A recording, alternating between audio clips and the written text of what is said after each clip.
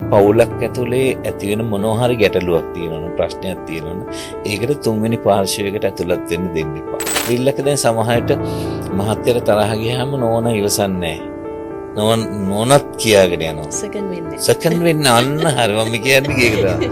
Second වෙන්න කැමති නැහැ. නෝනට තරහ ගියොත් මහත්තයා ඉවසන්නේ නැහැ.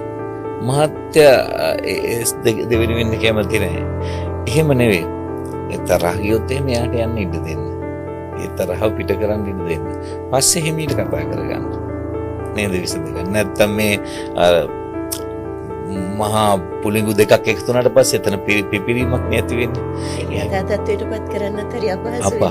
ආයේ පිපුරුණාට පස්සේ ආය යථා තත්ත්වයටපත් කරන්න අමාරුයි. අනිත් එක තමයි පවුලක් ඇතුලේ ඇති වෙන මොනවා හරි ගැටලුවක් තියෙනවනේ ප්‍රශ්නයක් තියෙනවනේ. ඒකට තුන්වෙනි පාර්ශවයකට ඇතුළත් වෙන්න දෙන්න එපා. එහෙම වුණොත් එහෙම මේක ඔඩු දුවනවා.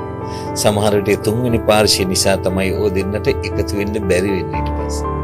ඒ තුන්වෙනි පාර්ශ්වයේ තවත් පාර්ශ්ව ගණනාවක් එකතු කරන්න පුළුවන් සමත් වෙනවා. එහෙම වුණාට පස්සේ අර ඔයාලගේ පුංචි ප්‍රශ්නයක් හින්දා ඕගොල්ලන්ට විරසක වෙලා හිටපු කාලෙදී එකතු වෙන්න තියෙන මේ අවස්ථාව වාසනාව නැති වෙලා සුණු විසින වෙලා යනවා. ඒ හින්දා තුන්වෙනි පාර්ශ්වයකට එන්න දෙන්නේ නැතුව ඔයාලම ඔයාලගේ ප්‍රශ්න ටික හිමීට කතා බහ කරලා විසඳ ගන්න.